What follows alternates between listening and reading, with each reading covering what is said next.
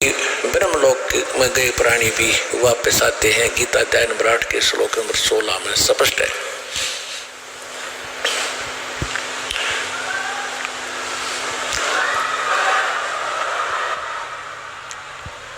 अब श्रीमद् भगवत गीता अध्याय नंबर 7 के श्लोक नंबर 19 में इसने स्पष्ट कर दिया, बहुनाम जन्मानाम अन्ते ज्ञानवान माम प्रपद्ये। ओए होए, बहुनाम जन्मानाम ज्ञानवान माम बहुनाम जन्मानाम अन्ते ज्ञानवान माम प्रपद्ये और वासुदेव सर्वमिति स महात्मा सुदुर्लभ है। ओए होए, इसका कितना देखो, अगर ये इतने सिंपल होते ये ग्रंथ तो इस दास से पहले पता नहीं कितने ऋषि झक मार कर चले गए। इनका कैखा का पता नहीं, वेदों का पता नहीं।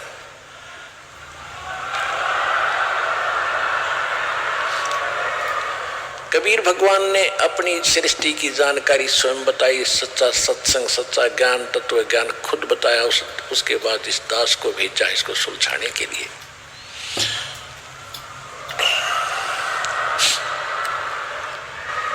परमात्मा ने हमें अनुभव बताया है कि ये थी कबीर साहब कपड़ा बुनते थे और यजमान जो होते थे कपड़ा बुनवाने वाले, कपड़ा बनाने वाले सूत ला कर देते थे दुल्हाओं को, और कोई सूत का थोड़ा सा 1 किलो भी वो लड़ी सी उलझ जाती तो सारा दिन लग जाता था दुल्हाओं को उसको सीधा करने में, सुलझाने में। यदि गांठ लग जा टूट की तो गांठ लगेगी तो उसकी फिर कीमत नहीं मिले, बुनाई नहीं मिलनी। तो कपड़ा लेगा वो कहेगा तूने 6 गांठ मार रहा, कीमत ना लेता, ठीक से बुना नहीं, मेरे पैसे दे वापस। और बुनाई भी नहीं देता, कपड़ा भी ले जाते थे। तो इस प्रकार वो बड़ी सावधानी से सूत की उस एक लड़ी को सुलझाने में जो सारा दिन लग जाए, सुलझानी ही पड़ती थी। तो परमात्मा कहते हैं कि इस अध्यात्म ज्ञान का तो इन्होंने 9 मन सूत उलझा कर डाल रखे न ज्ञानियों ने। 1 किलो सूत सुलझाना मुश्किल हो जाता है, ये 9 मन यानी 360 किलोग्राम कैसे सुलझेगा। तो क्या बताते हैं, 9 मन सूत उलझिया ऋषि रहे झक मारे, सतगुरु ऐसा सुलझा दे भाई उलझे न दूजी बार।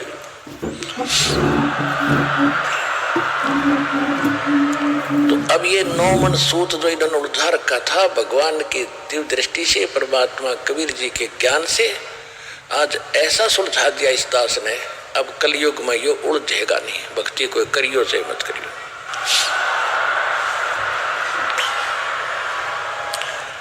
तो इसमें क्या बताया है कि अब प्रसंग चल रहा है कि पहले इसने बता दिया ब्रह्मा विष्णु महेश तीनों गुणों के पुजारी कैसे हैं, और मेरी भक्ति करते हुए भी उससे प्राप्त होने वाली गति भी अनुत्तम घटिया है। और यहाँ पर कितनी मूर्खता कर रखी है, चतुरता कर रखी है अनुवादकों ने। 7वें अध्याय के 18वें श्लोक में अनुत्तम का अर्थ कर दिया कि मेरी सर्वोत्तम गति में, सबसे अच्छी गति में स्थित है। अरे बुद्धि भ्रष्टो, एक बैड वर्ड है अंग्रेजी में बैड, और एक गुड। और जहां पर बैड लिखा हो और उसका अर्थ कोई गुड करता है, अच्छा करता है, तो उसको कितने परीक्षा में नंबर मिलेंगे? 0। और हमारे ये नकली धर्मगुरु क्या ले रहे थे? 100% उस झूठे अनुवाद से। और विद्वान पाक रहे थे, ऐसे वेद के ज्ञाता नहीं, ऐसे गीता के अनुवादक नहीं। अरे आचार्य और शंकराचार्य कह लगे, कख पता नहीं था इनको भक्ति मार्ग का। हुआ भाई क्या करते सारे।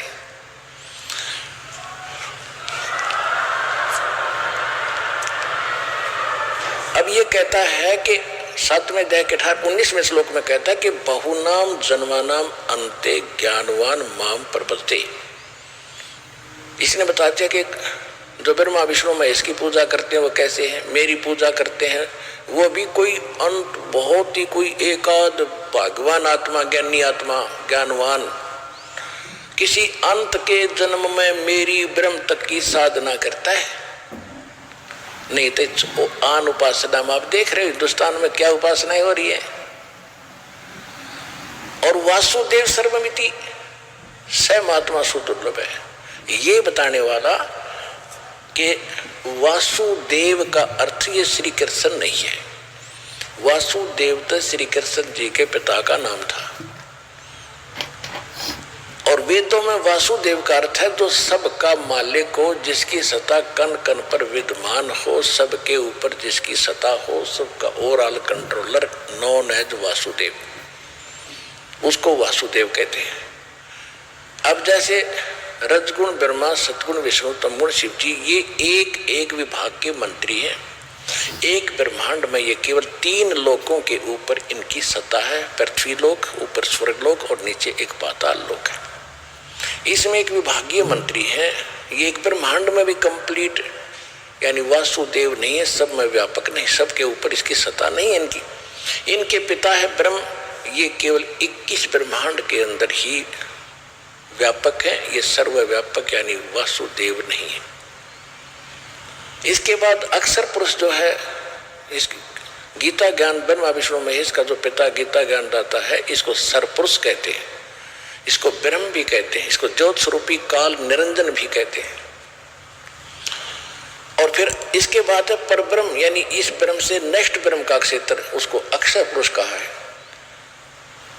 वो केवल 7 संग ब्रह्मांड के अंदर मालिक है, वो कुल का मालिक, सर्वव्यापक नहीं है, सबके ऊपर उसकी सत्ता नहीं है। अब तीसरे नंबर का जो परमात्मा है, ब्रह्म, परब्रह्म और फिर पूर्ण ब्रह्म, दूसरे शब्दों में सरब्रह्म, अक्षर ब्रह्म और परम अक्षर ब्रह्म। वो परम अक्षर ब्रह्म जो है, वो परम अक्षर ब्रह्म जो है, वो है वासुदेव सर्वगतम ब्रह्म, जो सबके लिए पूज्य है, जो सबका उत्पत्ति करता है, सबका पालन करने वाला संसार रूपी वृक्ष की मूल वही है, जो 15वें अध्याय के प्रथम मंत्र में जिसके विषय में कहा है, ऊर्ध्व मूलम अधः शाखम अश्वत्थम प्राहु अवयम छंदासी यस्य प्रणानी यह तम वेद से वेदवित। फिर 15वें अध्याय के 16 और 17 श्लोक में कहा है कि 3 पुरुष हैं, ये सरपुरुष, अक्षर पुरुष। 16वें श्लोक में 15वें अध्याय के में ये स्पष्ट कर दिया है कि ये दोनों नाशवान हैं, इनके अंतर्गत जितने प्राणी हैं इनका भी अंत होता है, अविनाशी नहीं है। 15वें अध्याय के 17वें श्लोक में श्रीमद् भगवत गीता में स्पष्ट कर दिया है कि उत्तम पुरुष तु अन्य परमात्मा इति उदाहरते है, ये लोग तर्यम आविश्य विवर्ती अवैश्वर है। वो उत्तम यानी पुरुषोत्तम असली भगवान श्रेष्ठ परमात्मा तो इन दोनों से सरपुरुष और अक्षर पुरुष से कोई और है, और वो वास्तव अविनाशी है, वही सबका धारण पोषण करने वाला, तीनों लोकों प्रवेश करके संसार रूपी वृक्ष की मूल है वो, और वही परमात्मा कहा जाता है। पुणात्माओं 15वें अध्याय के 18वें श्लोक में भ्रम पैदा हो जाता है, और एक कोई सदानंद का किसका वो चिल्ला YouTube पर डाल रखी है, उसने एक बकवास कि रामपाल 15वें अध्याय के 18वें श्लोक के बारे में क्यों नहीं बोलता, उसमें खुद कहता है गीता ज्ञान दाता मैं पुरुषोत्तम हूँ। तो वो भाई साहब उसको समझानी ठीक से, यही तो बात बिगड़ रही है। अगर ज्ञान समझ में तुम्हारे आ जाता तो मुझे क्या जरूरत है थूक बिलोने की। आपकी सुनी हुई बातों को हम आगे पढ़ लेते, पढ़ ही रहे थे अभी तक। अब दास को बुद्धि दी है, उसका सुनो जवाब क्या है।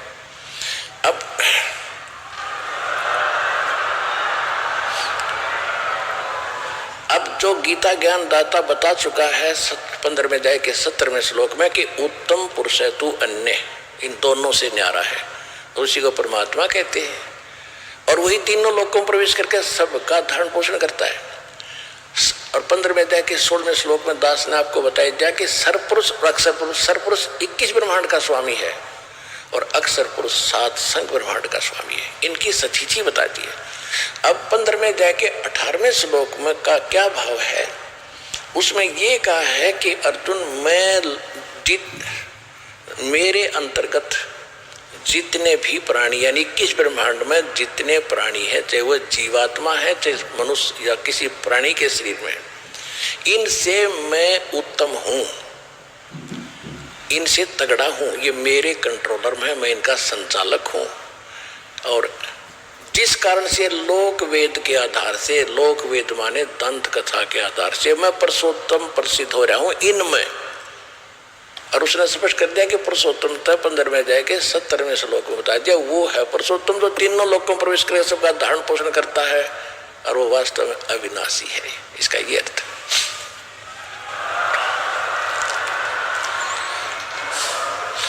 तो इस श्लोक को दास छोड़ देता था क्योंकि ये हमारे इस चैप्टर में नहीं आता था, इसलिए उनको भ्रम पैदा हो गया।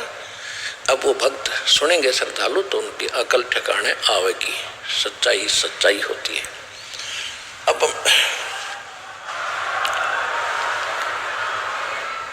हम फिर आते हैं प्रसंग पे 7वें अध्याय के 19वें श्लोक में कि वासुदेव सर्वमिति स महात्मा सुदुर्लभ है। ये बताने वाला कि वासुदेव यानी वो पूर्ण परमात्मा परम अक्षर ब्रह्म ही सब कुछ है, वही पूजना चाहिए, उसको छोड़कर और पूजा नहीं करनी चाहिए इष्ट रूप में। गीता अध्याय श्लोक नंबर 3 के 12 से लेकर 15 तक, 10 से लेकर 15 तक स्पष्ट किया है। इस संसार रूपी वृक्ष के ऊपर वो उसके ऊपर आधारित है। उसमें कहा कि प्रजापति प्रजापति ने, ब्रह्मा शब्द नहीं है उसमें, परमात्मा ने सबसे पहले प्राणियों को उत्पन्न करके, मनुष्यों को उत्पन्न करके कहा था कि तुम देवताओं को बढ़ाओ, यज्ञ दान करो और उन देवता यज्ञ के द्वारा देवताओं को बढ़ाओ धार्मिक अनुष्ठानों के माध्यम से, और बढ़े हुए देवता तुम्हें लाभ देंगे। इस प्रकार एक दूसरे को से उन्नत हो। अब जैसे गीता अध्याय नंबर 15 के श्लोक नंबर 1 में जो संसार रूपी वृक्ष बताया है कि ऊपर तो जड़ है, नीचे को तीनों गुण रूपी शाखा है।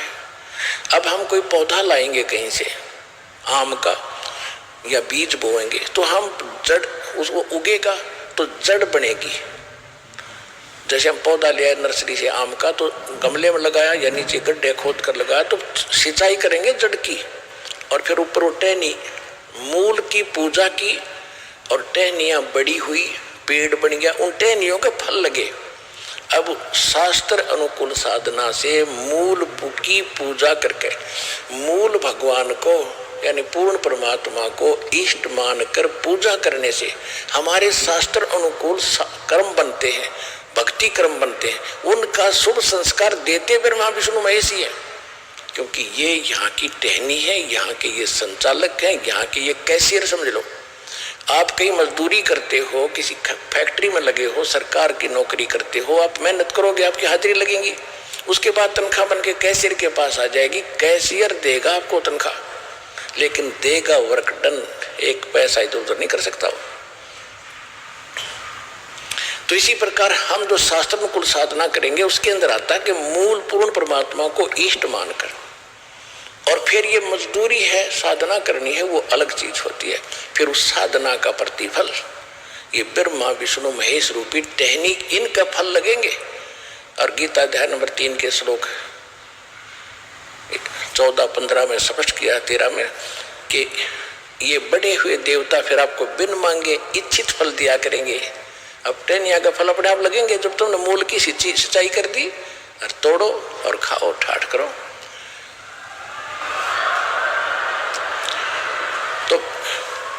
तो ब्रह्मा विष्णु महेश हमारे अध्यात्म मार्ग में इस भक्ति रूपी पौधे के अंग हैं, टहनियां हैं, इनको छोड़ नहीं सकते।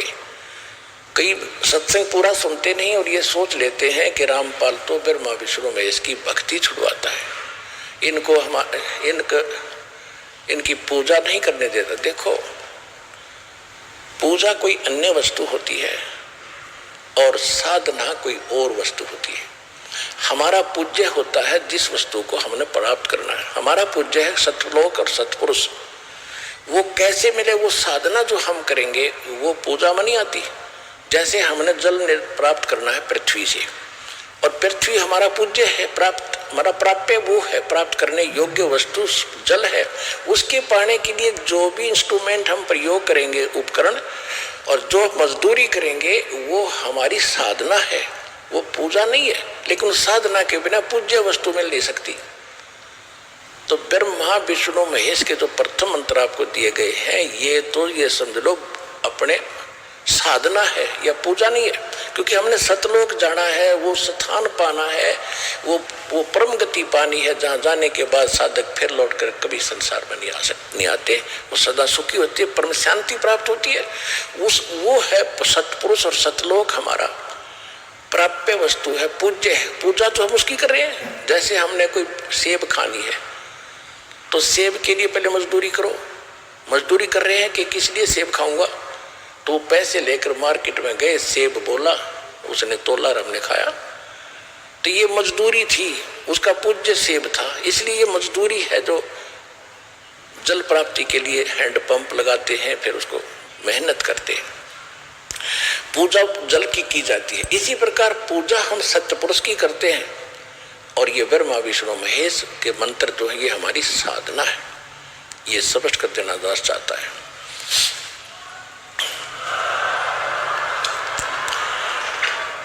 अब हम फिर आते हैं कि बहुनाम जन्मानाम अन्ते ज्ञानवान माम प्रपद्ये, और वासुदेव सर्वमिति स महात्मा सुदुर्लभ है कि अर्जुन ये बताने वाला कि वासुदेव ही परम अक्षर ब्रह्म ही सब कुछ है, वह महात्मा तो तुझे बड़ी मुश्किल से प्राप्त होगा।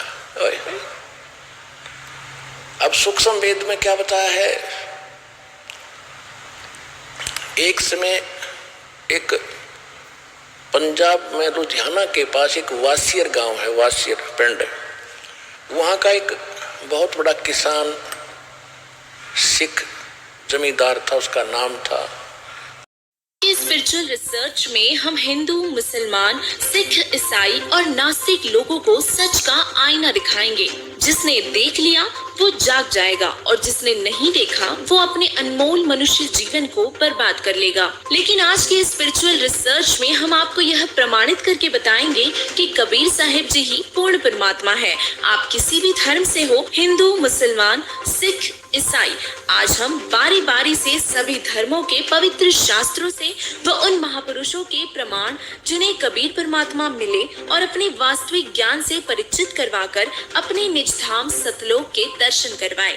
पूर्ण परमात्मा कबीर साहिब जी, जिन्हें वेदों में कबीर देव, गुरु ग्रंथ साहिब में हक्का कबीर और कुरान शरीफ में अल्लाहू कबीरन कहा गया है। अब बात करते हैं हिंदू धर्म के पवित्र सदग्रंथों के बारे में, जिनमें यह प्रमाण है कि पूर्ण परमात्मा कबीर साहिब जी है। हिंदू धर्म में वर्षों से यह मान्यता चली आ रही है कि इस सृष्टि के रचनहार करता और संहार करता ब्रह्मा, विष्णु और महेश ही है। जबकि पवित्र हिंदू धर्म के शास्त्रों में यह बात स्पष्ट लिखी है कि ब्रह्मा, विष्णु और महेश जन्म और मृत्यु होती है और यह अविनाशी भगवान नहीं है। प्रमाण के लिए अवश्य देखें श्रीमद् देवी भागवत पुराण के 3 स्कंद पृष्ठ 123 पर। और जब यह देवता पृथ्वी पर आते हैं तो इनका जन्म माँ के गर्भ से होता है। विष्णु अवतार श्री कृष्ण पर राम का जन्म भी माँ के गर्भ से ही हुआ था। जबकि हमारे पवित्र शास्त्र यह प्रमाणित करते हैं कि पूर्ण परमात्मा जब धरती पर आते हैं तो उनका जन्म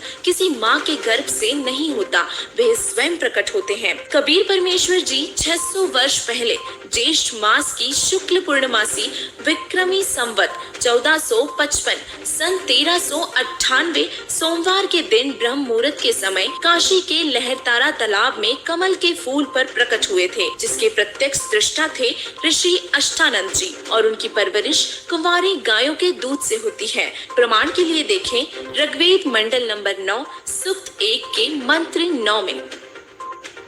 पूर्ण परमात्मा अमर पुरुष जब लीला करता हुआ बालक रूप धारण करके स्वयं प्रकट होता है, सुख सुविधा के लिए जो आवश्यक पदार्थ शरीर वृद्धि के लिए चाहिए वह पूर्ति कुंवारी गायों द्वारा की जाती है। अर्थात उस समय कुंवारी गाय अपने आप दूध देती है, जिससे उस पूर्ण प्रभु की परवरिश होती है। परमात्मा कबीर जी वेदों में बताए गए उनकी महिमा के अनुरूप लीला करते हैं। प्रमाण के लिए देखें ऋग्वेद मंडल नंबर 9 सूक्त 82 मंत्र 1 और 2 में, ऋग्वेद मंडल नंबर 9 सूक्त 86 मंत्र 26 और 27 में, ऋग्वेद मंडल नंबर 9 सूक्त 54 मंत्र 3, ऋग्वेद मंडल नंबर 9 सूक्त 94 मंत्र 1 में, ऋग्वेद मंडल नंबर 9 सूक्त 95 मंत्र 2 में, ऋग्वेद मंडल नंबर 9 सूक्त 96 मंत्र 16 और 20 आदि आदि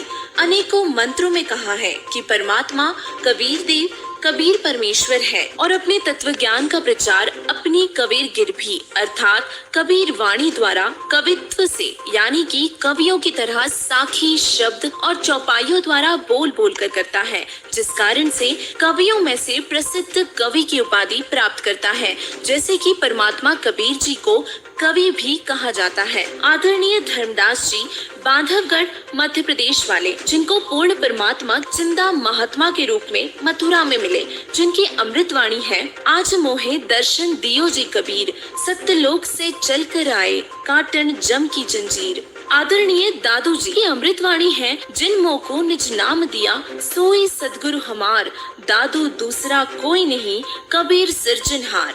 जपो रे सदगुरु नाम कबीर, चार दाग से सदगुरु न्यारा, अजरो अमर शरीर, दास मुलुक सुलुक कहत है, खोजो खसम कबीर। आदरणीय गरीबदास जी, रविदास जी, मुलुकदास जी, घीसादास साहिब जी, गुरु नानक देव जी और मीराबाई जी की अमृत वाणियों में भी उस कबीर परमात्मा के होने का प्रमाण देख सकते हैं, जिनको कभी परमात्मा स्वयं आकर मिले थे। इसी संदर्भ में संत गरीबदास जी महाराज जी ने अपनी अमृत वाणी में कहा है, गरीब हम सुल्तानी नानक तारे, दादू को उपदेश दिया, जाति जुलाहा भेद न पाया, काशी माहे कबीर हुआ। जब कबीर परमात्मा 600 वर्ष पहले आए थे तो उन्होंने बहुत सारी लीलाओं के माध्यम से यह बताया था कि वह स्वयं ही पूर्ण परमात्मा है। जैसे कि मरी हुई गाय को जीवित करना, मृत कमाल व कमाली को जीवित करना, भैंसे से वेद मंत्र बुलवाना और उड़ीसा प्रांत में जगन्नाथ का मंदिर जब बन रहा था तो समुद्र बार बार मंदिर को तोड़ देता था। तब परमेश्वर कबीर जी ने ही समुद्र को रोका था और मंदिर का निर्माण करवाया था, जिसका प्रमाण आज भी वहाँ मौजूद है। जब परमेश्वर कबीर जी सह शरीर सतलोक गए थे तब उनका शरीर नहीं मिला था, शरीर की जगह फूल मिले थे, जिसको कबीर परमात्मा के हिंदू तथा मुस्लिम अनुयायियों ने आधे आधे बांट लिए थे, जिसका प्रमाण मगहर में आज भी है, जहाँ एक तरफ तो हिंदुओं ने मंदिर बना रखा है और दूसरी तरफ मुसलमानों ने मस्जिद। गिरब जिसको कहते कबीर जुलाहा, सब गति पूर्ण अगम अगाहा। आइए अब मुसलमान धर्म के पवित्र शास्त्र कुरान शरीफ से यह प्रमाणित करते हैं कि सबसे बड़ा अल्लाह कबीर है। मुसलमान धर्म के लोग अपने अल्लाह के अलावा किसी को नहीं मानते, लेकिन क्या वह ये जानते हैं कि वह जिसको अल्लाह मान रहे हैं, क्या कुरान शरीफ में भी उसी अल्लाह के बारे में लिखा है? कबीर परमात्मा हजरत मोहम्मद जी को भी जिंदा महात्मा के रूप में मिले थे और अपने वास्तविक ज्ञान से परिचित करवाकर सतलोक के दर्शन करवाए थे। एक समय नबी मोहम्मद जी ने एक गाय को शब्द यानी कि वचन सिद्धि से मारकर सर्व के सामने जीवित कर दिया था और उन्होंने गाय का मांस नहीं खाया था। अब मुसलमान समाज वास्तविकता से परिचित ही नहीं है। जिस दिन गाय जीवित की थी उस दिन की याद बनाए रखने के लिए वे गौ को मार देते हैं और आप जीवित नहीं कर सकते तो मारने के भी अधिकारी नहीं हो। मारी गौ शब्द के तीरम, ऐसे थे मोहम्मद पीरम, शब्दे फीर जिवाई, हंसा राख्या मास नहीं भाग्या, ऐसे पीर मोहम्मद भाई। एक बार हजरत मोहम्मद जी ने अपने शब्द शक्ति से गाय को जीवित कर दिया था, परंतु जब दूसरी बार ऐसा हुआ तो वह गाय को जीवित नहीं कर पाए थे। तब उन्होंने अल्लाहू अकबर कहकर पुकारा। तब कबीर अल्लाह सूक्ष्म रूप बनाकर वहाँ पर आए और सिर्फ हजरत मोहम्मद जी को ही दिखाई दे रहे थे। तब कबीर अल्लाह ने ही उस मरी हुई गाय को जीवित किया था और तब उन्होंने कहा था कि मैं ही हूँ अल्लाहू अकबर। नबी मोहम्मद नमस्कार है, राम रसूल कहाया, 1,80,000 को सौगन जिन नहीं करत चलाया, अरस कुरुस पर अल्लाह तकत है, खालिक बिन नहीं खाली, वे पैगंबर पाक पुरुष थे, साहिब के अब्दाली। अगर आपने वास्तव में अल्लाह को पहचान लिया है तो उसके आदेशों से भी आप बखूबी रूबरू हो जाएंगे कि अल्लाह का ऐसा कोई भी आदेश नहीं है। तो सबसे पहले आपका यह जानना जरूरी है कि वह अल्लाह कबीर है, जिन्हें पवित्र कुरान शरीफ में अल्लाह कबीरन कहा गया है। पवित्र कुरान शरीफ में सूरत फुरकान नंबर 25 आयत नंबर 19, 21, 52, 58 और 59 में भी प्रमाण है कि वह अल्लाह कबीर है। पवित्र कुरान शरीफ सूरत फुरकान 25 आयत 52 में कहा है कि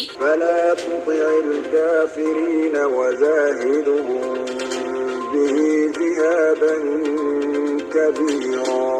अर्थात तुम काफिरों का कहा मत मानना, क्योंकि वह कबीर को पूर्ण परमात्मा नहीं मानते। कबीर अल्लाह के लिए संघर्ष करना, लड़ना नहीं। सूरत फुरकानी 25 आयत 58 और 59 में कहा है कि हे पैगंबर, उस कबीर परमात्मा पर विश्वास रख जो तुझे जिंदा महात्मा के रूप में आकर मिला था।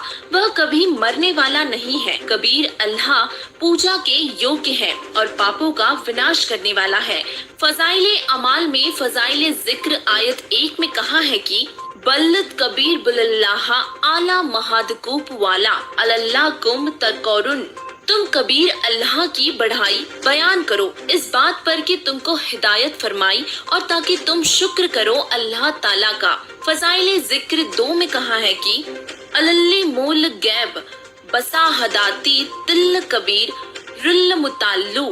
वह कबीर अल्लाह तमाम पोशीदा और जाहिर चीजों का जानने वाला है, सबसे बड़ा और आलीशान रुतबे वाला है। कबीर गुनाहों से बचाने वाला है। अगर आप कुरान शरीफ, हजरत मोहम्मद जी व फजाइले अमान को मानते हैं तो आप इन प्रमाणों के आधार पर यह मान सकते हैं कि कबीर ही अल्लाह है।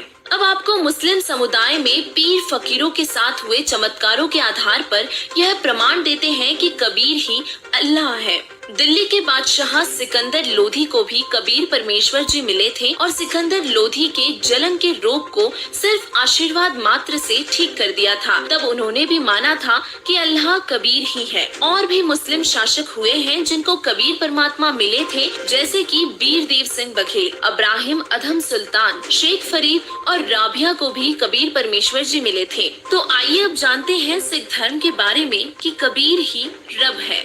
सिख धर्म के प्रवर्तक गुरु नानक साहिब जी को भी कबीर परमेश्वर जी जिंदा बाबा के रूप में बे नदी पर आकर मिले थे और अपने तत्व ज्ञान से परिचित करवाकर निज धाम सतलोक के दर्शन करवाए थे। भाई बाले वाली जन्म साखी में गुरु नानक देव जी ने एक काजी रुकनदीन सुरा के प्रश्न का उत्तर देते हुए यह बताया है कि वह परमात्मा कबीर है।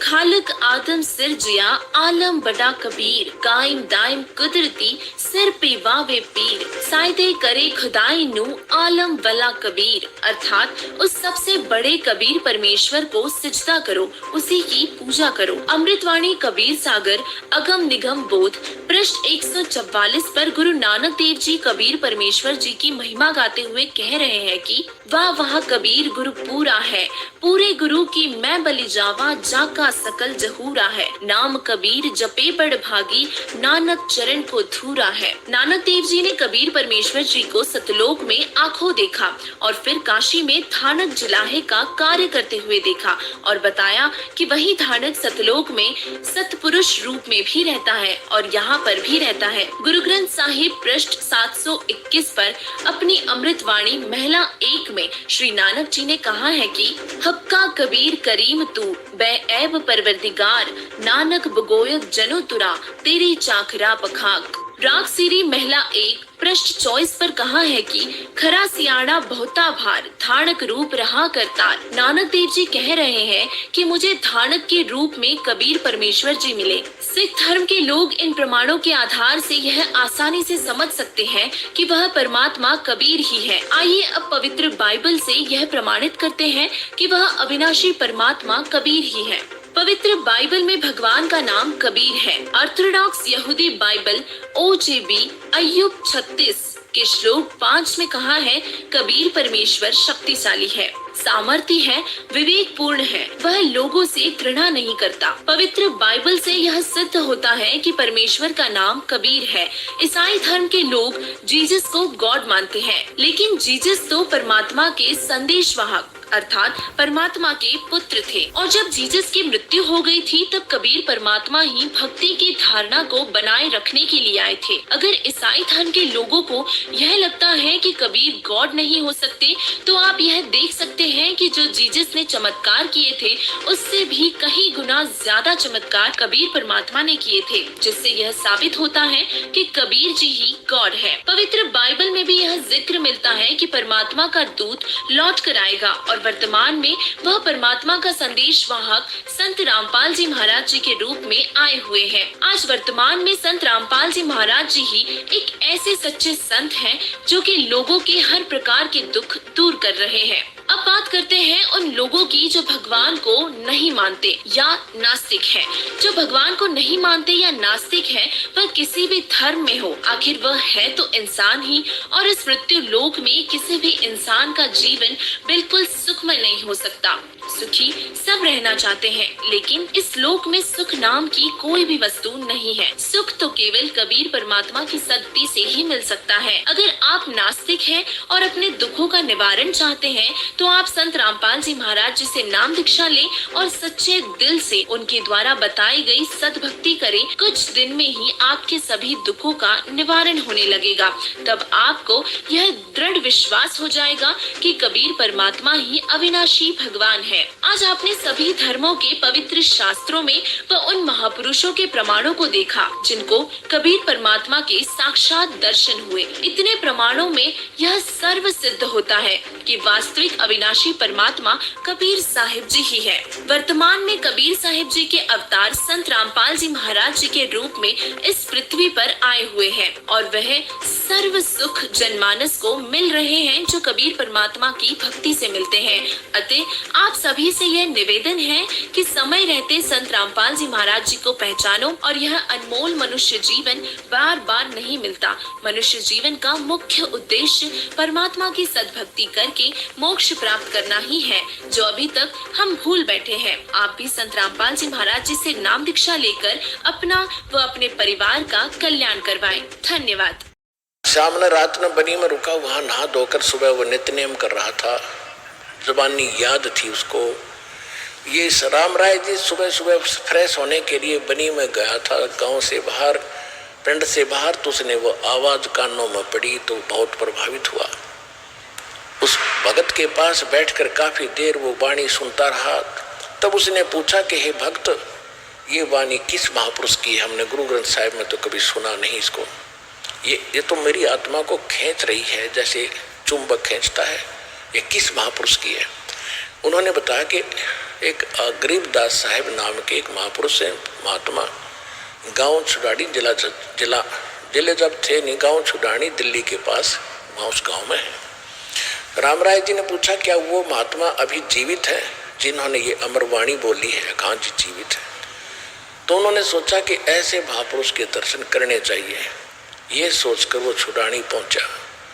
छुडानी जाकर गरीबदास जी से उनकी काफी देर तक चर्चा हुई और परम गरीबदास जी तो परमात्मा को आंखों देख चुके थे, सारा ब्रह्मांड देख चुके थे।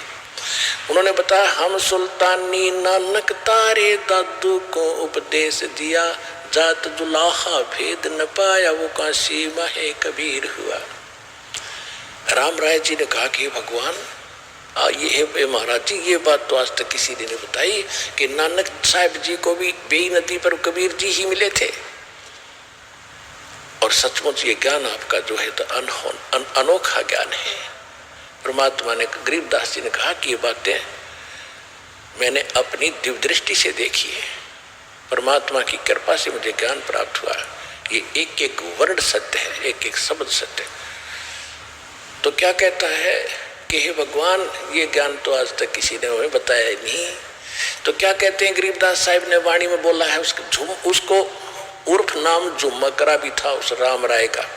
जैसे गांव में एक सेकंड नाम रख लेते हैं, किसी का बुंडू, किसी का सुंडू, किसी का झंडू, वैसे रख लेते हैं। तो ऐसे उसका नाम झुमकरा भी था।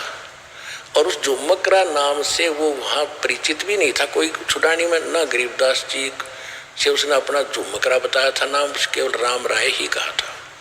झुमकरा उसको क्यों कहते थे कि वो आदमी घना शंका ज्यादा व्यक्त करता था किसी भी काम में, यानी उसका दिमाग झूमता रहता था, कभी उसकी मान ली, कभी उसकी मान ली, कभी फिर दूसरे की मान ली, वो झूठ मान गया। इस तरह उसको झुमकरा कहने लगे पिंड गांव में। तो गरीबदास जी ने उसके झुमकरा नाम से संबोधित किया तो वो भी प्रभावित हो गया, भाई इस महापुरुष ने मेरा यू उर्फ नाम कैसे पता लग गया। चलो वो तो बाद की बातें हैं। कहते हैं गरीबदास जी ने क्या बताया, तत्व भेद कोई ना कहे रे झूमकरा। ये पैसे कहते कोटों मध्य कोई नहीं रे झूमकरा, अरबों में कोई गर्क सुनो रही झूमकरा। तत्व भेद कोई ना कह रे झूमकरा, ये पैसे ऊपर नाच सुनो रे झूमकरा। अब क्या बता रहे हैं गरीबदास जी कि इस ज्ञान के जानने वाला जो मैं तुझे बताने जा रहा हूं और जो मैंने इस वाणी में लिखवा दिया और जो मैंने तुझे बताया है, इसको करोड़ संतों में कोई जानने वाला नहीं होगा, करोड़ों में, अरबों में कोई एक होगा। गर्क, गर्क माने कंप्लीट इन ऑल रिस्पेक्ट। क्योंकि गरीबदास जी हरियाणा के जाट थे, धनखड़ गोत्र था और इस ज्यादातर लैंग्वेज में अपने देसी शब्द यानी मातृभाषा हरियाणवी भाषा को ज्यादा समावेश किया हुआ है, क्योंकि इन लोगों को समझाना जरूरी था जहां आदमी रहता है। तो इन्होंने बोला है कि कोटों मध्य कोई नहीं, करोड़ों में कोई नहीं रे झूमकरा, अरबों में कोई गर्क है। गर्क के दो शब्द है हरियाणवी भाषा में, एक तन्यों का अगर तेरा बेड़ा गर्क हो यानी तेरा नाश हो, और दूसरा गर्क का अर्थ है जैसे ये कहते हैं कि भाई ये व्यक्ति के पास इतना धन है, ये तो धन में गर्क है। एक गर्क का शब्द ये भी होता है। और एक किसी बच्चे में ताकत ज्यादा होती थी, पहलवान होता था, जो बोला भाई हांगे में गर्क हो रहा है, तो यानी शक्ति में ताकत में गर्क है। तो यहाँ जिसके पास कंप्लीट स्पिरिचुअल नॉलेज और भक्ति विधि है उसके विषय में कहा है कि कोटों मध्य कोई नहीं रहे झूमकरा, अरबों में कोई गर्क सुनो रही झूमकरा। यानी इस अध्यात्म ज्ञान का पूरी ताकत, पूरी भक्ति, सब कुछ जिसके पास है, कंप्लीट इन ऑल रिस्पेक्ट। दूसरे शब्दों में कहूँ इस गर्क का अर्थ कि कोई अरब व्यक्तियों में, संतों में तुझे एक मिलेगा जो इस ज्ञान के जानने वाला होगा।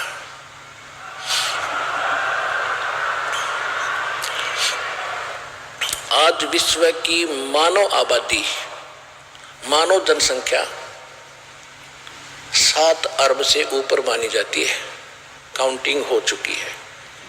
और इस 7 अरब के अंदर ये दास है एक तत्वदर्शी संत विश्व में नहीं है। फिर क्या बताया है कि तत्व भेद कोई ना कहे रे झूमकरा, ये पैसे ऊपर नाच सुनो रही झूमकरा। कहते सब पैसे के ऊपर डमरू पीट रहे हैं, सब अपनी महिमा बनाए फिर रहे हैं।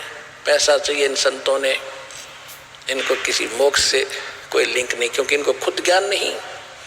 औरों पंथ बतावे ही आप न जाने राह। गरीबदास जी कहते हैं औरों को तो गाइड बने बैठे और खुद मालूम नहीं भगवान कौन है, कैसा है, उसकी भक्ति कैसी है। तो ऐसे नकली संतों ने पूरे विश्व के मानव को भ्रमित कर दिया। गुरुआ गांव बिगाड़े संतो, गुरुआ गांव बिगाड़े। ऐसे कर्म जीव कला दिए, ईव जड़े नहीं जाड़े, कि ऐसे गलत मार्ग पर इनको लगा दिया भोली आत्माओं को। अब हम समझाते हैं, हमारी कोई मानता ही नहीं, पर भी लेन जाते है दुनिया, हमारा ज्ञान किने ना सुनिया।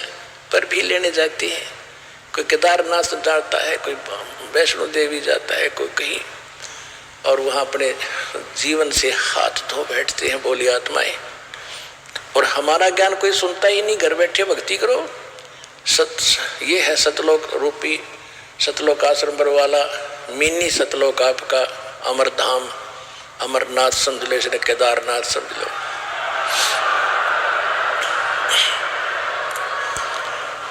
अब प्रसंग चल रहा है, वहीं आते हैं हम कि कोटों मध्य बहु नाम जन्मा नाम अंते ज्ञानवान माम पर्वते, और वासुदेव सर्वमिति स महात्मा सुदुर्लभ। पुरात्माओं, प्रारंभ में दास प्रत्येक पुस्तक को रूबरू कर करके बोलता पीछे था, दिखाता पहले था। तो आम जनता जन ये कहा करती हमारे भक्तों को कि वो कैसा गुरु है, वो तो पुस्तक पढ़ पढ़ कर सुना रहा है। मैं पुस्तक पढ़, भगत भी मुझे कहते कभी ना किसी माध्यम से मुझे बताते जी ऐसा कहते हैं, तो मैं उनसे कहता था भाई कुछ दिन धैर्य रखो बेटा। उनको तो कहने तो बालक है, उन्होंने तो वो टीचर गलत मिले जो 2 दूना 6 पढ़ा रहे। ये 2 दूना 6 को 2 दूना 4 सिद्ध करना है, और ये दिखाए बिना कोई मानने को नहीं। अब दास आपको 2.5-2 घंटे का सत्संग वर्बली कर रहा है, सारे सब लोग बता रहा है। अगर ये बगैर दिखाए आपको पहले बताता तो एक नहीं सुनते, उठकर चले जाते आप लोग। पहले आपको पहले के बच्चे की तरह उंगली लाला पढ़वाया, ये देख ये लिख रखा है, यूं लिखा, ये वेद में, ये गीता में, ये पुराण में, ये कुरान में, ये वेदों में, ये भगवान ने बताया। अरे बाप सुनने लायक हो गए तो दास आपको ऐसे अनमोल वचन और सुनाया करेगा जो आज तक अभी कम उस कोर्स में नहीं आए हैं, जो परमात्मा की वाणी समझाया करेगा। तो समझने के योग्य बनाने थे पहले आपको, इसलिए प्रमाण दिखाने थे। ये पहले दास सन 1994 से लेकर सन 2000 तक परमात्मा की वाणी जो सूक्ष्म वेद से ज्ञान देता था, लेकिन जिनको लाभ हो गया वो तो मानते थे भगवान कबीर जी, क्योंकि उनके पास विकल्प नहीं बचा था, बाकी अन्य नहीं मानते थे। 2001 में परमात्मा से विनय की इस दास ने कि परमात्मा ये तो अंडरस्टूड आप परमात्मा है, लेकिन आपको परमात्मा कैसे सिद्ध कर पाएगा ये दास। एकदम प्रेरणा हुई कि वेद मेरा भेद है, मैं ना वेदन के माही, और जौन वेद से मैं मिलूँ ये वेद जानते नहीं। अब वेद तो हमारे पास थे नहीं, गीता थी मंगवाई, देखा जब भगवान ने ये बोल रखा कि मेरी महिमा है सारी, तो अवश्य इसमें कोई बात जरूर पावेगी कि भगवान का वचन गलत नहीं हो सकता। जब देखा गीता जी में, हम यही मानकर पढ़ रहे थे कि कृष्ण जी ने बोला, तो वो कह रहा कि कोई और परमात्मा है, उसकी शरण में जा। 18वें अध्याय के 62वें श्लोक में गदगद आत्मा होगी कि अवश्य भेद मिलेगा। फिर नए सिरे से गीता को पढ़ा, नए सिरे से अनुवाद किया, आज आपके पास गहरी नजर गीता के रूप में उपलब्ध है। ये वास्तविक अनुवाद है गीता जी का।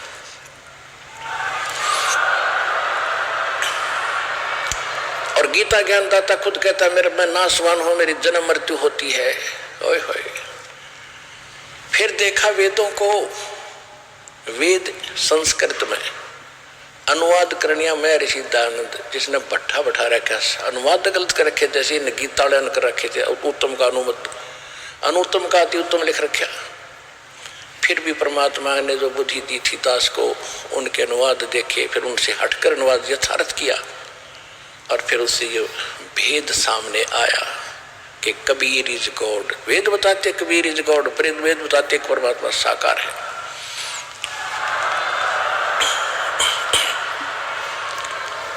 अब हम आते उस प्रसंग पे।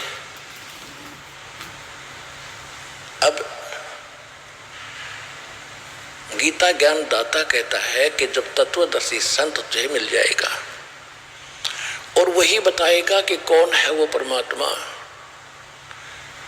और कैसा है वो भगवान, वो तत्वदर्शी संत गॉड गिवन स्पिरिचुअल नॉलेज से का जानकार है, नॉन है।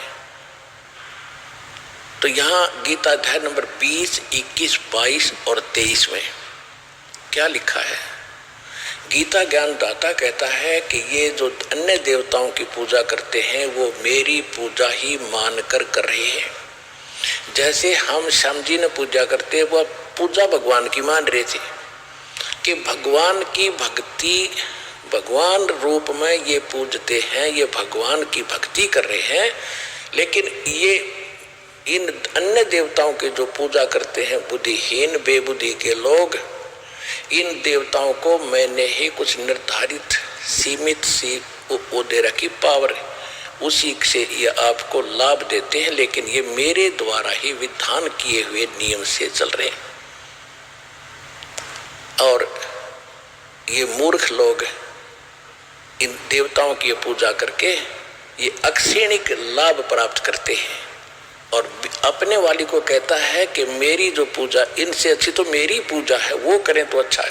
फिर अपने को भी कहता है वो भी अनुत्तम है, क्योंकि वास्तविक पूर्ण परमात्मा की पूर्ण मोक्ष और वास्तव परम शांति प्राप्त करने के लिए तत्वदर्शी संत के लिए ऑप्शन छोड़ दिया। तो वो तत्वदर्शी संत या तो भगवान थे या दास, कुछ महापुरुषों के शुभ नाम आपको बताता वो थे। आदरणीय धर्मदास साहिब जी,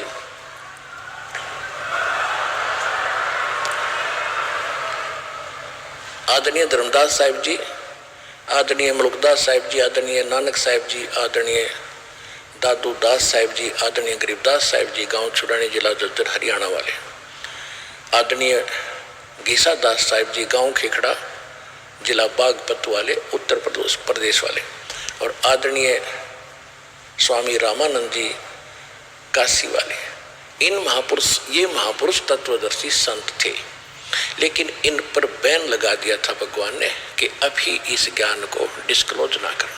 शरीर आए थे, कमल के फूल पर प्रकट हुए थे, वहां से डीरू नीमा नाम के जुल्हा उनको बालक उठा ले गए थे। धीरे धीरे लीला करते हुए बड़े हुए, फिर जुल्हे का काम करते थे, साथ में प्रचार, अपना ज्ञान भी प्रचार करते थे। 64 लाख शेष हो गए थे उस परम पिता परमात्मा के एक धानक के, जो आज से 450-500 वर्ष पहले, यानी 120 वर्ष रहे परमात्मा। 1398 से 1518 तक उनके 64 लाख शेष हो गए थे। ना कोई मीडिया था, ना कोई प्रचार का माध्यम था, क्योंकि परमात्मा एक समय में हजारों जगह प्रकट हो जाते थे। कोई आनिया नो बतानिया नहीं था, वहां भी परमात्मा थे, वहां भी थे, कुछ 6 महीना में पता लगता कौन कहाँ थे, ऐसे कन्वेंस थे। तो ऐसे 64 लाख से समाल लगे हुए थे। तो कहने का भाव यह है कि उस परमात्मा ने वो 600 वर्ष पहले ज्ञान इन महापुरुषों को दिया था। उस समय ये कहा था कि धर्मदास, प्रथम चरण जो था, जो परमात्मा सहस्री आए थे और मगर स्थान से सहस्री चले गए थे। परमात्मा ने कहा कि प्रथम चरण कलयुग निर्वाणा और तब मगर मांडू मैदाना। कबीर सागर कबीर वाणी 137 पृष्ठ पर ये वाणी लिखी है। और इसमें यह भी लिखा है कि कबीर वाणी के अंदर 136 और 137 पृष्ठ पे है कि 12 पंथ नकली चलेंगे मेरे नाम से, और 12वें पंथ का प्रवर्तक गरीबदास जी होगा। उसके द्वारा मैं अपनी महिमा की वाणी पुनः प्रकट करवाऊंगा। उस वाणी को कोई समझ नहीं सकेगा, ना गरीबदासी समझ सकेंगे, ना कबीर पंथी समझ सकेंगे। उस पंथ में मैं ही आऊंगा, फिर गरीबदास वाले पंथ में, फिर सब पंथों को मिटा कर एक पंथ चलाऊंगा। ये दास भेज दिया भगवान ने याद, ये दास भेज दिया अपना कुत्ता परमात्मा ने अपने बच्चों को भौंक भौंक कर जगाने के लिए, और वो ज्ञान दे दिया सारा। तो ये प्रथम चरण वो था कलयुग का। और फिर पिछली पीढ़ी बता दी कि एक बार काल का और परमात्मा का संवाद हुआ था। काल ने कहा था आप कहाँ जा रहे हो।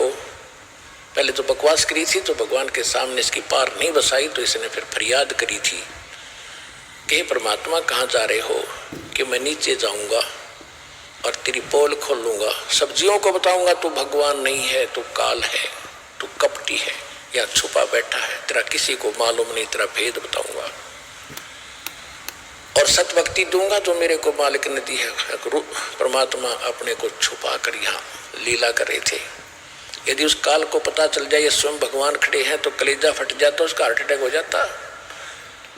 तो इसलिए मालिक छुप कर आए, अपना भेद छुपा कर अपने आप को एक दास बताए कर यहाँ लीला करे हमारे लिए। तो उसने कहा कि आप क्या क्या करोगे, कैसे करूँगा, एक सतनाम दूंगा और सबको पार कर दूंगा। सब यहाँ से तेने क्या हाल कर रखा है, इनका हाहाकार मचा हुआ है। तो फिर इसने विनय की थी कि 3 युगों में जीव ना ले जाना भगवान, 4थे युग में कितने ले जाना। परमात्मा को मालूम था कि सतयुग त्रेता द्वापर में ये दुखी नहीं होंगे, और जब तक ये दुखी नहीं होंगे इतना मुझे पहचानेंगे नहीं। ये जैसे दास पूजा कर रहा था रामकृष्ण बाबा श्याम जी हनुमान जी की, और घर में सुख हुआ, पढ़ा, नौकरी लग गया, ब्याह हुआ, बेटा बेटी हुई, सारे सुख हो गए। और हम सोचा करते थे फिर ये श्याम जी दे रहा है, कभी हनुमान जी कृपा कर रहे हैं, कभी विष्णु जी कृपा कर रहे हैं, और ये मिल रहा था प्रारब्ध। तो परमात्मा ने ये बताया कि जब तक तुम्हें तुम किसी की पूजा करते रहो, तुम्हारे पुण्य चलते हैं, तो भगवान आपको सुख देता ही रहेगा, चाहे उसको गाली देते रहो। और जब पुण्य समाप्त होंगे, जब देखना जिन पूजाओं को तुम कर रहे हो वो कोई भी कुछ भी साथ आपको नहीं दे पाएगी। तो सतयुग त्रेता द्वापर में इनके पुण्य चलते हैं और ये किसी की भी पूजा करते सुखी नजर आते हैं। इसलिए भगवान की यथार्थ ज्ञान को स्वीकार कोई करने वाला था ही नहीं। इसलिए परमात्मा ने काल को कह दिया, ठीक है तथास्तु। चौथे युग में फिर काल बोला, ऐसे कर दूंगा इनको, ये भक्ति योग्य नहीं छोड़ूंगा, विकारी बना दूंगा, पत्थर पूजन पे लगा दूंगा, तीर्थ बनवा दूंगा और इनकी ऐसी बुद्धि भ्रष्ट कर दूंगा, तेरा ज्ञान नहीं सुनेंगे। इसने दूसरी बात ये कही थी कि परमात्मा ने कहा था तीसरा चौथा युग जब कलयुग आवेगा तब मैं अपना एक दास बेचूंगा। परमात्मा छुप कर ही बोलते हैं। तो इसने एक प्रार्थना की थी, भगवान पहले मेरे दूत चले जा प्रचारक, उसके बाद अपने भेजना। परमात्मा बोला तथास्तु भाई, चलिए अभी तेरी मान ली। उसने चतुरता तो यह करी थी कि सब ने ऐसा कंडम करवा दूंगा, झूठे पंथ बना के नकली पंथ चला के ये हजूर साहेब और फलाना साहेब क्या करेंगे, कख इनके पास नहीं, तो सारे भक्तिहीन होकर मेरे मुख मांगेंगे। परमात्मा को मालूम था कि पहले अगर इसके दूत नहीं जाएंगे तो फिर हम बिनता कैसे बताएंगे। परमात्मा बोले तथास्तु। अब आप देख रहे हो आज तक के जितने ऋषियों ने जो अनुभव बताया वो पुराणों में विद्यमान है। आज तक के जितने पंथ चल रहे हैं, आचार्य शंकराचार्य, इनका ज्ञान आपके पास है। ये राम और कृष्ण तीनों देवताओं, ब्रह्मा विष्णु महेश को की पूजा बताते हैं, इनको फाइनल मानते हैं। और ये जितने निरंकारी पंथ या और जैसे हिंदू धर्म में चल रहे हैं ये, और या राधा स्वामी पंथ से निकली हुई सच्चा सौदा सरसा वाले पंथ, ये क्या ज्ञान बता रहे हैं, ये सतलोक की महिमा गाते हैं। तो मालिक को मालूम था कि मेरा दास बाद में जाएगा और ये अपना अनुभव बनू कर इनकी पुस्तकें छप चुकी होंगी, फाइनल हो चुका होगा। फिर वो बोल नहीं सकते कि हम ये ज्ञान नहीं देते, हम ये नाम नहीं देते। मेरा दास जाएगा, इनकी पोल खोलेगा, ऐसा इंस्ट्रूमेंट दूंगा उस दास को बना करके। अब ये प्रोजेक्टर और ये टेलीविजन, डीवीडी, ये चिप, यानी ये अब परमात्मा ने दिए हैं और आपको शिक्षित किया, पहले आपको योग्य बना सदग्रंथों को समझने के लिए, और फिर ऐसे इंस्ट्रूमेंट दे दिए, हाथों हाथ सच्चाई दी। तो परमात्मा ने पहले निर्धारित कर दिया था। धर्मदास जी ने कहा था कि भगवान आप तो कह रहे हो कि कलयुग के मैं पार करूंगा, गणों को पार करूंगा, ये अब तो कलयुग का अच्छा समय चल रहा है, अब भी आपकी कोई नहीं मान रहा। सन 1398 से 1518 के बीच की बातें धर्मदास जी कर रहे हैं। परमात्मा ने कहा कि कलयुग बीतता है 5500 बात, कहते हैं चौथा युग जब कलयुग आई तब हम अपना अंश पठाई, काल फंद छूटे नर लोई, सकल सृष्टि परवानिक होई। धर्मदास जी को भगवान बता रहे थे कि चौथा युग जब कलयुग आओगा, मैंने उससे कहा था काल से, और सारी सृष्टि नाम लेगी और काल का फंद छूटेगा। फिर धर्मदास जी ने यह प्रश्न किया था, भगवान ये कैसी बात बनेगी? तो कहा था कलयुग बीतता 5500, घर घर देखो बोध विचारा, सतनाम सब ठोर उचारा। कलयुग बीतता 5500 पाचा, तब ये वचन मेरा होगा साचा। कलयुग बीत जावे जब एता, सकल प्राणी परम पुरुष पद चेता। ओए होए, कितने गूढ़ रहस्य इनके अंदर चंदवाणियों में, कि 5505 वर्ष जब कलयुग बीत जाएगा तब ये मेरी बात सच्ची नजर आवेगी। धर्मदास जी जो मैं आज कह रहा हूं कि पूरे विश्व में घर घर में मेरी चर्चा चलेगी, घर घर में सतनाम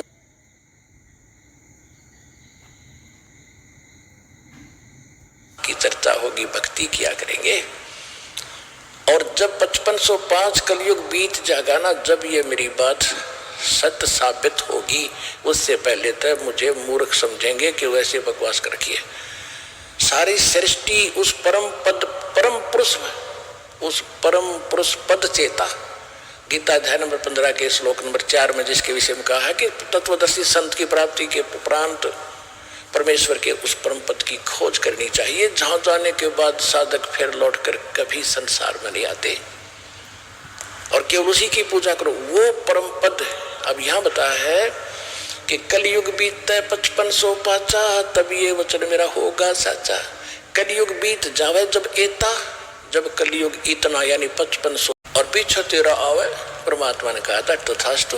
तो फिर उसने कहा था, क्योंकि कबीर साहब जोग जीत अपने पुत्र के रूप में खड़े थे वेश में, तब उस काल ने कहा था जाओ जोग जीत संसारा, और जाइयो जोग जीत संसारा, उसमें चले जाना कलयुग में, चौथे युग में। और जीव ने माने कहा तुम्हारा, जीव तुम्हारा कहा न माने, और हमरी ओढ़ हो बाद बखाने। और क्या कहा था कि तीर्थ व्रत और धाम बनाऊं, या विध जीवों को भरमाऊं, और अनेक पंथ चलाऊं, या विध जीवों को भरमाऊं। और फिर परमात्मा ने कहा था कोई बात नहीं, तो आप अपना काम करना, हम अपना करेंगे। तो आज आप देख रहे हो काल ने भी कसर नहीं छोड़ रखी। अभी कुछ दिनों में कितने पंथ चल गए, ये राधा स्वामी पंथ जैसे काबली की करोगे तो कितना उगेगा, क्योंकि अंग उग्या करे, घटिया चीज होती है जिसकी कति जरूरत ना, योडंगा झाड़ी पोजड़े, तो ये अपने आप उग गए। अरदास ने आज 17 साल हो गए लगभग, सन 1994 से आज 20 साल हो गए, और गला पड़ा लिया, जेल तक जा लिया, क्योंकि दास सच बोल रहे वो झूठ बोले, और झूठ यहाँ फैलती है बहुत तेजी से है, क्योंकि सत्य को फैलाने के लिए परमात्मा का सहयोग चाहिए।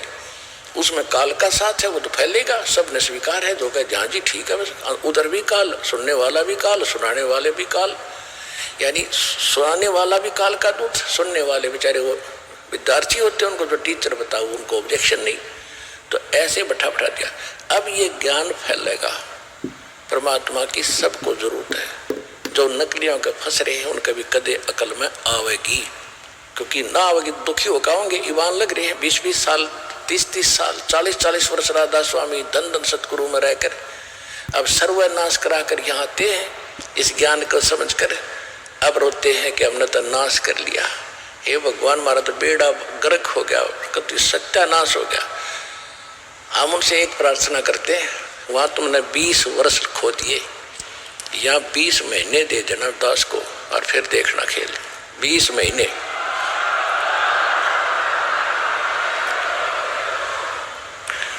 अब जो प्रसंग चल रहा था आज का,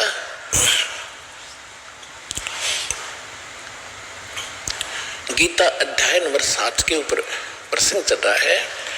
अब गीता अध्याय नंबर 20 से लेकर 23 तक ये स्पष्ट कर दिया। फिर 24, 25 और 26 में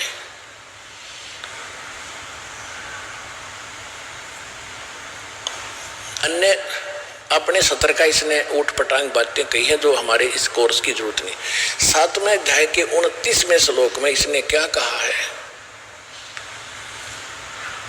कि जरा मरण मोक्षाय यतन्ति ते, जरा मरण मोक्षाय माम आश्रिता यतन्ति ये ते तत्ब्रह्म विदु कृष्णम अध्यात्म कर्म च अखिलम। होय होय, कहते मेरे इस ज्ञान को जो आश्रय कर लेता है कि तत्वदर्शी संत की खोज करो, उनसे पूर्ण परमात्मा की जानकारी के बारे में पूछो, वो बताएंगे आपको सही ज्ञान। जो इसको आश्रित करके तत्वदर्शी संत की खोज कर लेता है, उसके पश्चात वो केवल जरा और मरण से के कष्ट से छूटने का, मोक्ष प्राप्ति का ही प्रयत्न करते हैं। क्यों करते हैं? क्योंकि ते ब्रह्म तत्विदु, वो तत्व ब्रह्म से परिचित है, तत्व ब्रह्म से, और सारे धातु से परिचित है, सब कर्मों से परिचित है। कैसे कर्मों से परिचित है? जैसे एक समय अध्यात्म तो आपको बताई दिया, ए से लेकर जेड तक गिनती दास ने कर दी। ब्रह्मा विष्णु महेश की क्या स्थिति है, सरपुरुष कौन है, 21 ब्रह्मांड का स्वामी ये ब्रह्म है, अक्षर पुरुष ये सात संग ब्रह्मांड का स्वामी है, ये दोनों नाशवान, इनके अंतर्गत जितने प्राणी हैं वो भी जन्म मृत्यु के अंदर है, और ये खुद भी नाशवान जन्म मृत्यु है। तो कर्म अध्यात्म और फिर पूर्ण परमात्मा कोई और है। तो ये तो अध्यात्म ज्ञान बता दिया आपको। मोक्ष अगर आपने पूर्ण मोक्ष चाहिए तो वो नाम भी भिन्न है, वो साधना अलग है। फिर कर्म कैसे है? मन तू पावेगा अपना किया रे, भोगेगा अपना किया रे। मन तू पावेगा अपना किया रे, भोगेगा अपना किया रे। जैसे कर्म करोगे वो भोगने पड़ेंगे। अब कर्म ही क्यों ना सुधारे हम पहले, हम कर्म अच्छे करें। जैसे भक्ति कर्म कर रहे हैं वो भी गलत, शास्त्र विदिता कर्म अनुमान आचरण कर रहे हैं, उनका कोई लाभ होना नहीं। और बाकी हम कर्म ठीक कर ही नहीं रहे, क्योंकि हम किसी को लूटते हैं, रिश्वत लेते हैं, मिलावट करते हैं, अटपट करते हैं। ये हमने देना पड़ेगा, ये हमने भोगना पड़ेगा। जैसे एक समय एक गुरु शिष्य चले जा रहे थे, रास्ते में एक मछलियां पकड़ने वाला शिकारी मछली पकड़ रहा था और मछलियों को जाल भर भर के बाहर डाल रहा था। वो तड़प तड़प कर मर रही थी। तब गुरु जी से शिष्य ने पूछा कि हे गुरुदेव, इस अपराधी प्राणी को क्या सजा मिलेगी? कैसे पाप कर रहा है, कैसे जीव मर रहे हैं इसके सामने, इसको जरा रहम नहीं? गुरु जी ने कहा, बेटा इसका उत्तर मैं फिर दूंगा। 5, 7, 10 वर्ष के बाद फिर गुरु शिष्य दोनों चले जा रहे थे। आगे एक हाथी का छोटा सा बच्चा उछल कूद मचा के कूद रहा था। वो वृक्षों के बीच में फंस गया, 2 वृक्षों के बीच में, और ऐसे ऐसे झटके झुटके मार कर वो निकलता गया, लेकिन खाल छुलकी उसकी। वर्षा के दिन थे, उसमें कीड़े पड़ गए और कीड़े पड़ा, वो पड़ा पड़ा चिल्ला रहा था। अनगिन कीड़े मोटे मोटे उसके शरीर को खा रहे थे, उसके प्राण नहीं निकल रहे थे। अब दोनों गुरु शिष्य वहां से निकले, तब उस चेले की दृष्टि पड़ी कि ये क्यों चिल्ला रहा है हाथी का बच्चा। देखा उसमें कीड़े पड़े हुए। तब उसने पूछा, गुरुदेव इस प्राणी ने कौन से जन्म में ऐसा कौन सा कर्म किया था जिसको इतना दंड भोग रहा है, कीड़े खा रहे हैं? तब उसने कहा कि सुन बेटा, उस दिन जो मछियारा था ना, वो मछियां पकड़ रहा था और वो मछियां को बाहर डाल रहा था, तड़प तड़प के मर रही थी। ये हाथी का बच्चा वो मछियारा है, और ये मछलियां अपना बदला ले रही हैं। ये उनको खाया करता था, अब ये इसको खा रही है। चल बेटा आगे। तो ये तो गीता अध्याय नंबर 7 के श्लोक नंबर 29 में जो स्पष्ट किया है कि जो सभी कर्मों से परिचित है, जैसे आप